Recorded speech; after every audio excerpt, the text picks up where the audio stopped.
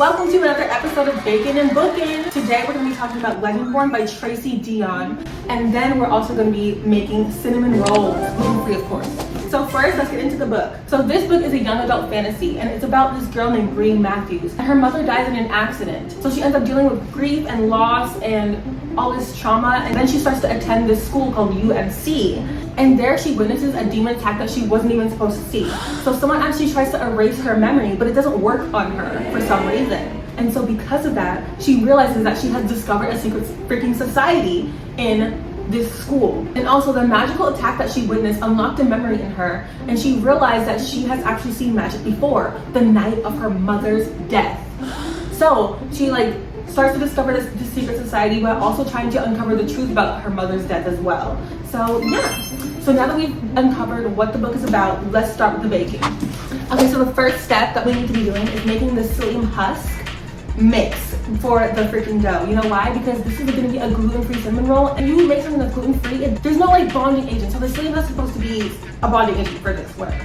We need 3 tablespoons of psyllium husk, and then we need 3/4 cup of water. 1, 2, 3. 3/4 cup of water.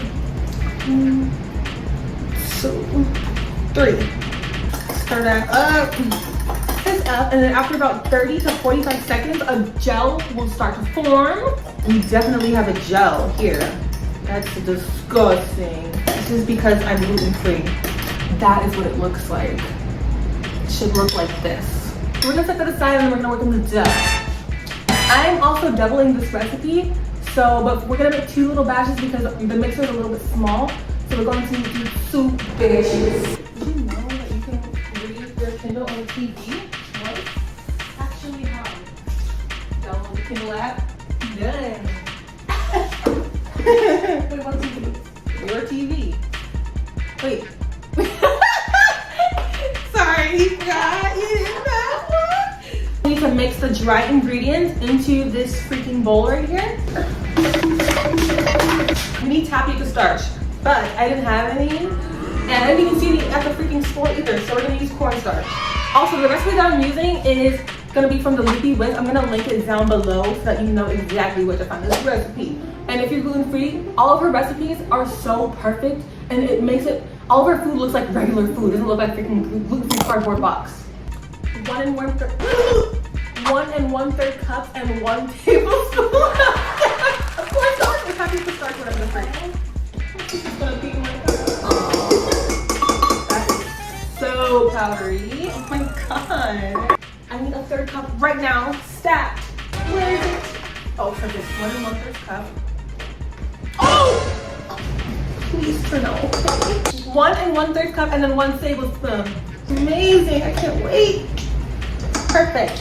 So that's the cornstarch or whatever, tapioca starch, arrowroot powder, whatever the hell you want to substitute it with, okay? We need 1 cup of millet flour. I don't even know what a millet is, but we're gonna see what's going on with that. Where's my cup? More! This is the messiest anyone could possibly be. 1 cup of millet freaking flour. Then we're gonna do 3 tablespoons. Oh my god, maybe I can actually double that. Double this, double that. And Karen, does this mix a lot of things? Like a lot? Like it's full? That means no. Might be challenging, but I'm gonna do it. No, I'm not. Oh. Okay, so I made a mistake. This bowl looks small, but looks can be deceiving because I think it can actually fit a lot. So we're gonna see what happens with that. And if it doesn't freaking mix, I'm gonna freaking cry. So we're gonna put some more of the psyllium husk and stuff, because I should have done that. I should have assessed the situation before. And unorganized, but whatever. Don't worry, we're gonna talk about the book soon, I swear. Make sure you save some millet flour for flouring the surface as well. That's what it says in the freaking ingredients up in here. We are doubling this recipe. The recipe calls for 7 cinnamon rolls, but no, I have a big back freaking family, so everyone's gonna be eating this like there's no tomorrow. So I'm just doubling it. I should be tripling it, but no. 1 cup of millet flour, 3 tablespoons of sorghum. Oh my god. So yeah, I already messed up, but it's okay. No problem. So You need 1/4 cup of sugar, but since I'm doubling the recipe, I'm putting a 1/2 cup of sugar because we're doubling the recipe. This bag is on its last leg. 1/2 cup of sugar.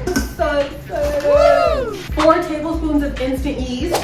I got these like little freaking packets. We'll see what happens with that. 1, 2, 3, 4. 1.5 teaspoon of baking powder. So that means we need 3 teaspoons. 4 tablespoons of xanthan gum. 2 teaspoons of salt. So now that we have all of our dried ingredients in here, we need to whisk it all together.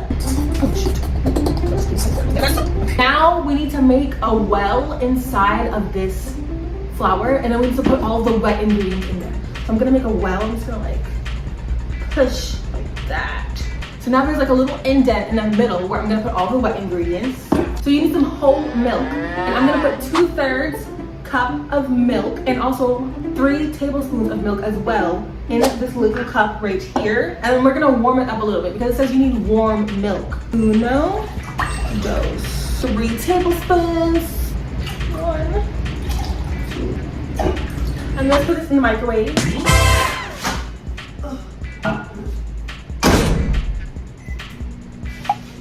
30 seconds for maximum warmth. Milk is done, so we're gonna set this aside for now. Now we need 5 tablespoons of butter, and it has to be melted as well. So we're gonna put it in the microwave.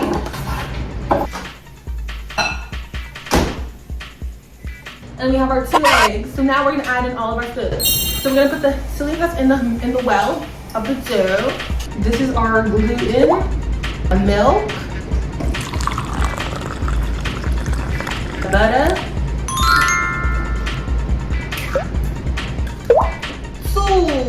Now we need to put the dough in this machine here. Turn this on somehow. We are going to turn this on and see if it does something. Ew, I'm scared. Oh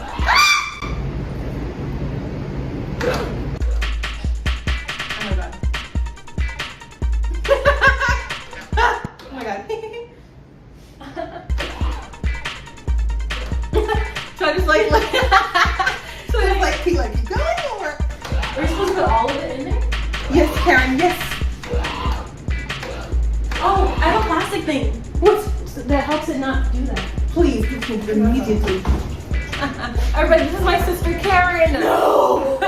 Fine, I'll cover you, whatever. I have different mixer things. Can't see it.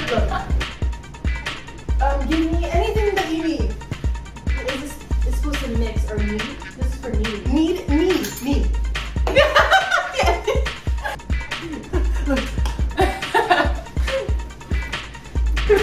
Don't be mad if you in my video.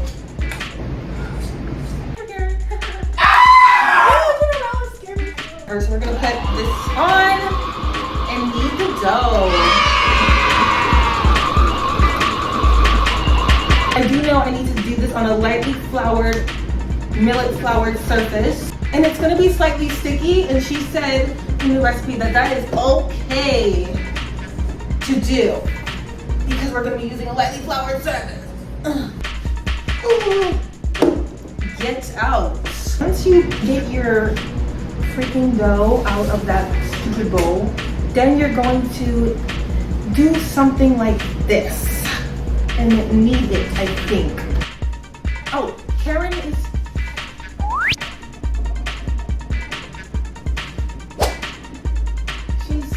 teaching me.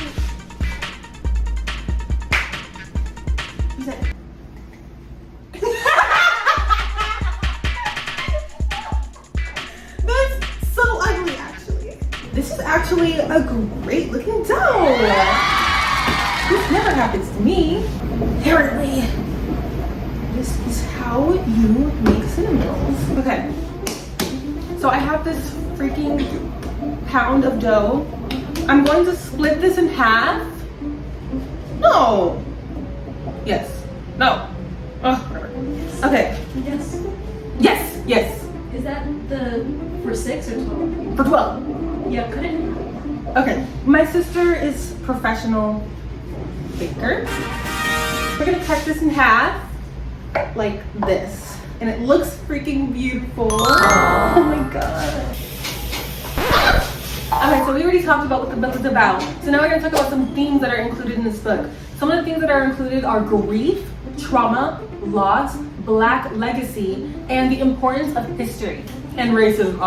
But when I first started this book, it was giving me the City of Bones Mortal Instruments series vibe, because based on the fact that she was seeing something and she discovered a secret society, and she was seeing like how Clary saw at the club in that one scene in the movie when she saw, you know, Jace like stabbing someone and no one else saw. Like, that's the vibes that it was giving me in this book. And that's not a spoiler because it says it on Goodreads, that's in the description of the book. And it also has like demon hunters as well, so that's why I saw some similarities, and that's how I knew that I was really gonna like this book as well, because I love the freaking Mortal Instruments series. That's about the only similarities that it has, because there's a lot more that goes into this. Like, it's not like carbon copy. It's not gonna be like how people were saying Powerless and The Red Queen were the same book. It's not like that. Okay, and this book actually does have some romance in it as well, which is so good for me because my favorite genre is fantasy romance. And I love fantasy, obviously. I love when books are just up fantasy, but when it has a little romance in it, it brings up my rating about maybe 3 notches, I don't know. But it makes the book a lot better for me. But that's only if the romance is done well, you know? But the plot to romance ratio was good in this book, which I deeply appreciate. Also, I love that I could relate to the character because she's a Black girl. Like, look at the cover. She's literally a Black girl with curly hair, like freaking me. My hair would be bigger than this, but I damaged it by dyeing my hair on the whim. So my hair's falling out, but it's okay. In this book, she also talks about how she has like a bonnet that she sleeps with, and she talks about like the process of like doing her hair and how like she has to like take a longer time to get ready because of her hair, and that is me. So I love that this book was so relatable because she's a Black girl, just like me. Yeah, my sister's saying, oh yeah, she should read that, she's Black. Yes. If you're Black, you should read it. Okay. Yeah, the representation in this book was deeply appreciated. I already said deeply appreciated before. I need to choose a different word choice.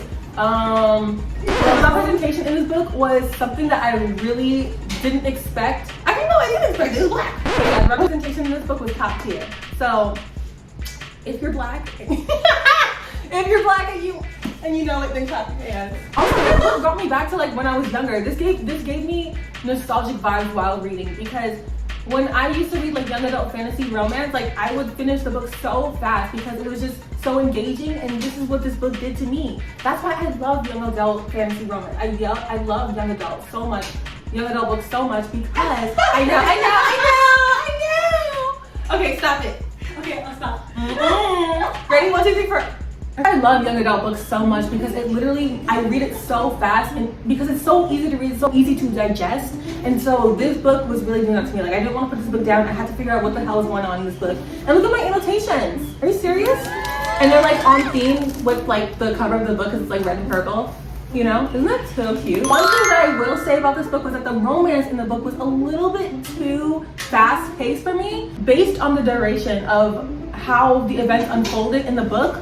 It was so fast, like the romance to me, and I was just like, it gave me a little bit of an ache in my mind, but then I just brushed it off. It's fine, because like the story was so good. So I was like, who cares? Whatever, fast romance, whatever. Everyone falls in love so fast. But I think that the next book will make up for that, because I feel like there is going to be like a little bit of a love triangle. I know a lot of people don't like that, but like I like a little bit of tension, and I like a little bit of jealousy as well. Like, I love that. Sorry, sue me. But overall, I really did enjoy this book. I would definitely recommend this to other people who are looking into fantasy romance. The only thing for me was that it was fast paced, but it's fine. That's why I'm giving it 4 stars. Like, if the romance was a little bit like slow burnish, you know what I mean, and like it kind of overlapped into like the second book, then I feel like I would have given it 5 stars. But because it was just too fast paced based on the events happening in this book and how short a duration it was, I'm just giving it 4 stars. I'm sorry. Now let's get back to the cinnamon roll. So we need 3/4 a stick of butter, but since I'm doubling the recipe, I'm doing 2 3/4 stick. I'm not doing math right now, okay? 1, 2, 3. Also, it needs to be unsalted butter. Sorry if I missed that. 1 cup of light brown sugar. Oh no, I think there's like hard chunks in here. 1 cup of brown sugar. Give me a sugar. 2 tablespoons of ground cinnamon. I have a Vietnamese cinnamon. I have no idea where my mom got this from, but I love it. 1, 2, and then you need to mix it up until you get a soft, spreadable paste. Where's my fork? So we're going to stir that. Oh my god, I should have melted the butter a little bit. Oh my god. I'm gonna put this in the microwave for like 1 second.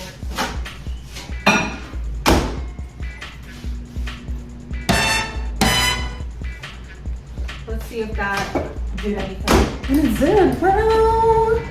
Yeah. I feel like I want to eat this freaking paste. Take a look at my creation. Oh, there's sugar lumps in here. Oh, this is a freaking workout. I need to go to the freaking gym. Now we're gonna roll out our dough and see what happens. Hopefully something good. I don't know what I'm doing. We need it to be even, not odd. I am by no means a professional. Yeah. Okay. So we're gonna spread along some of the cinnamon and make sure you get on every ounce of this here roll. Okay. Now we're going to take a little rolling piece of cutting over and we're going to cut 1.5 inch. Okay, so now we are going to be rolling these like that. We need to be rolling this. Oh, that one was a big one. All the cinnamon rolls are in the pan. They should just touch each other is what the ingredient said, or the instruction says. They shouldn't be smushing each other. So now we have to proof them for about 1 hour and 15 minutes. You can do this by putting it in like a warm environment, and then you can cover it with like a cling wrap or like a plastic wrap so that it doesn't get like dry and flaky while it's proofing. So I'll see you back in 1 hour and 15 minutes. So the cinnamon rolls have doubled in size. They look amazing and so freaking delicious. So now we're gonna pour heavy cream all over them. Woo! So we are going to do about 2/3 cup. I'm not really measuring, and just like measure it, like distribute it evenly. What? What are you doing? I'm putting heavy cream on the freaking cinnamon rolls. Did it say to do that? Or Yeah! icing with the heavy cream because you can make that and make it Karen, are you the boss? Nope. It says, well, it says here, once the cinnamon roll have doubled in volume, pour warm, heavy double cream evenly all freaking over them. What was it warm? Was it warm? Mm-hmm. You'll see, Karen. Go back so slowly. Yeah. Back the hell up. All right. And back the hell up. All right. Is it sweet though? That's the question. What's that gonna do with me? Because if you're just putting heavy cream, some heavy creams aren't even sweet. There's sweet all over this nonsense. And then there's gonna be like, there's gonna be freaking whatever the freak, you know what I'm talking about? Yeah. Mm-hmm. No. Okay, so we did that. I'm not sure if this is correct or not, but yeah. Put a little more on this one. So we need to put aluminum foil on top. We don't even have aluminum foil. So I'm gonna be doing, I'm gonna put this on top of it, but you need to like let it breathe a little bit. So I'm just gonna like leave it halfway open. So I'm gonna put it in the oven right now. Preheat the oven to 350. I did that while it was proofing, by the way. Okay. Oh! That sound was not natural. Whatever. Okay. Oh my god, deleting that. Yeah. Okay, so it turns out that I actually motherfucking forgot the powdered sugar, so I have to go to the damn store. The damn store. Okay, so on our way to the freaking Dollar Tree, hopefully they motherfucking have it. You're good? Yeah, hopefully they hopefully they motherfucking have it. But I have to stay in the car. Don't film me on that side. Okay, but I have to stay in the car because I look like this. Oh my god, the cinnamon rolls are right in the oven and they are taking, oh my god, only have 13 minutes or 12? Who knows about that? We here guys. Wait.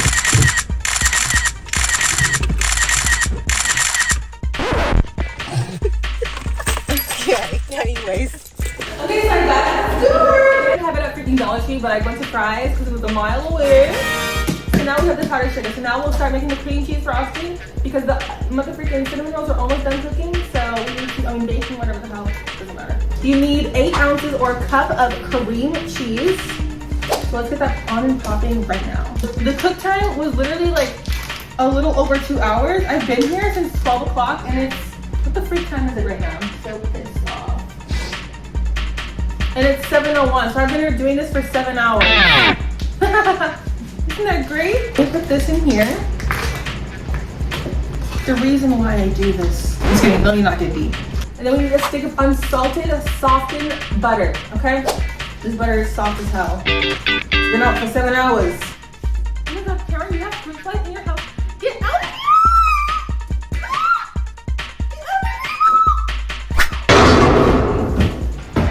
Sweat out the bowl. Now we need to add 1.5 cups of powdered sugar. Oh my God. 1. Oh my God, no. Nothing, Karen. Oh my God. Oh my God. 2 teaspoons of vanilla extract. 1, 2.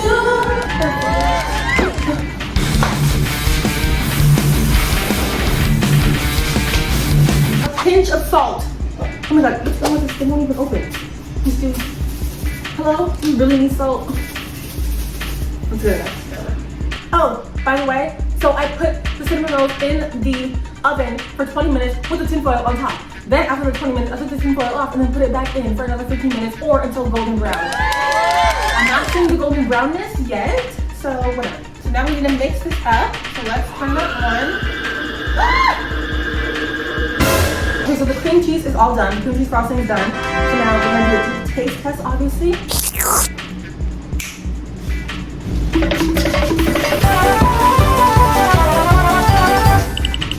That's so freaking good. And I think the cinnamon rolls are done. So let me take them out the oven. Oh my God, I hope my iPhone storage is full. Oh my God, hot as hell. So this is what they look like. So far, we just gotta put the, you know, cream cheese frosting. So we're gonna let that cool and we'll be back after these messages. We're going to start icing the cinnamon rolls while it's still hot as hell. So let's get some of that and dollop it on. Oh my God, I feel like we need more icing than this. Maybe I'm just greedy. Spreading it along. I feel like we need more freaking icing than this. Don't you agree? Yeah, me too. Now for the moment of truth. Let's see if this is freaking good as hell. Let's take a look inside. It's so good. Are you serious? Let's try a piece.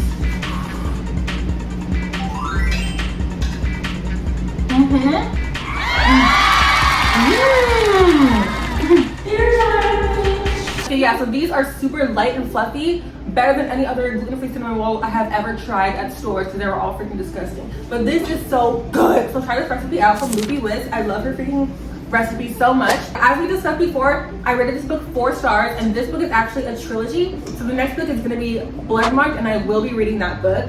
I just don't know when, but then I need to hurry up and read it because the 3rd book is actually coming out on March 4th, Oathbound. So I need to hurry the hell up and read that book. But the next book that I'm going to be reviewing is going to be Reign and Ruin. And then I'm also going to be making pizza. So follow along for that and I'll be here hopefully next week. Okay, bye.